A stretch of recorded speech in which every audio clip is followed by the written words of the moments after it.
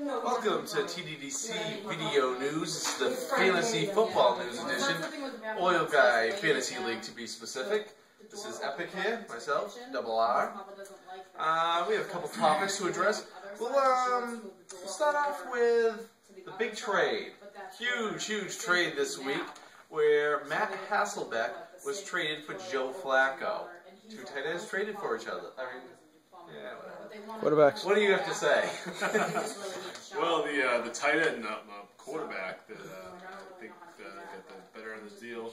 I'm going to go with an unpopular opinion. I'm going to go with Uncle Matt Hasselbeck.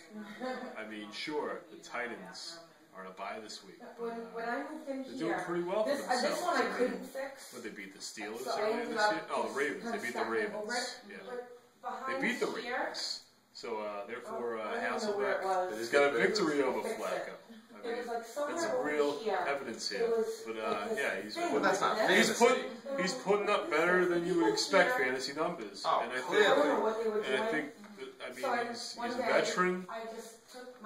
He can do it. I think so. See, I'm gonna give the nod to Joe Flacco here. Both of them, I think, are close to being equal. Hasselbeck, very consistent. He's putting up numbers every week. Last week was a down week when he was playing the Steelers, so it was expected. But he's putting up steady numbers. Flacco's up and down. So Flacco, I mean, you both do backup quarterbacks, though. You're not going to start them every week. So I think you look at Flacco with more upside. If he can get consistent, he can keep putting up points. Hasselbeck's 38 years old. He's going to get injured. Let's go to free agency this week. There was many pickups, 10 different pickups, a lot of players. Who do you think the best player was that got picked up this week? I'm going to go with a surprise, Jackie Battle, the running back against St. Chiefs. I mean, a career special teamer. He's got the opportunity to shine. I mean, Dexter McCluster really isn't like an every down back. The dead zone, I mean, come on, he's the dead zone. Jamal Charles is on the IR. This guy, he ran for over $100 last week against the Colts. I think he's going to have the opportunity to apply his worth, and you know what? I mean, it could be the next Priest Holmes. You see, I see with Battle, I see there's a bunch of reasons not to like him. It was an easy defense he was going against. He's really not a great running back to begin with. There's a lot of reasons, but that system can always be beneficial to any running back. I think he will have success. But my top free agent pickup of the week is Tim Tebow. Our Lord and Savior played for 3 games last season, was phenomenal, fantasy-wise. Played for a quarter last week, and again, was phenomenal, fantasy-wise. He may not be the best quarterback out there, but you think of him as a Cam Newton type of player. He runs the ball, he's going to take the goal line carries, he'll throw the ball as much as he can. He's going to put up fantasy numbers, although I don't think he's going to be a successful NFL quarterback, at least this season. Fantasy-wise, I like him. What do you think? I'm not really confident in him as a passer. I mean, sure, he's probably going to hit Pater with a rushing touchdown every game, and that's good for fantasy value. But as a quarterback, as a guy that's going to throw the ball around, I just ultimately don't think he's going to be quite the phenomenon that everybody's painting him, the paint-by-numbers Tim Tebow. Gotcha. All right, now we're going to go to a new weekly segment, Fix a Team.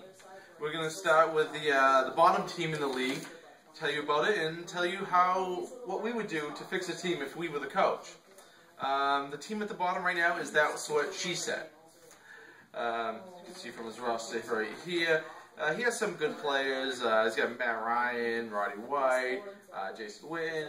He hasn't been winning. He hasn't been able to put up big numbers at all. What would you do to fix this team?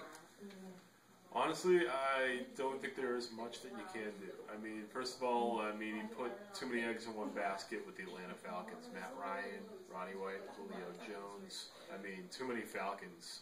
I mean, what's going to happen when the Falcons are on a bye? I mean, it's going to be a disaster. Second of all, I mean, his 2 main running backs, Steven Jackson and LeGarrette Blount, both have had injury issues.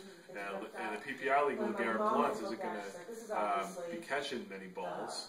I mean, he's more of a runner. They take him out on passing plays. And he's currently hurt. Steve Jackson, already hurt already. I mean, he's got that nagging quad. So you don't see any hope here? I mean, I don't think there's going to be much out there on a scrap heap. I mean, maybe you can, maybe like the lottery, you can plug in some plays, and hopefully in the numbers you'll get something out of it. But maybe you'll get something out of, say like a. I couldn't even tell you. Like maybe Isaac Redmond if Mendenhall's hurt. I doubt it. He seems to be fine. I mean, if Jason Witten scores like 4 touchdowns in the game, maybe you're going to win a game. See, I'm thinking though that what he needs to do here to fix his team is make some trades. I think you have to start at the top. I think you have his best play is Roddy White, and Jason Witten's another one. I think you start with both of them. I think you take White, trade him for, he's an A receiver, trade him for maybe a B receiver and a B or C running back, something like that. But I think those are the moves to make. I think you have to trade players. He also made an odd move this week where he cut Greg Olsen from his team. I thought Greg Olsen is somebody that you could have traded easily. I think he might have been able to get some value, maybe improve his team somewhat.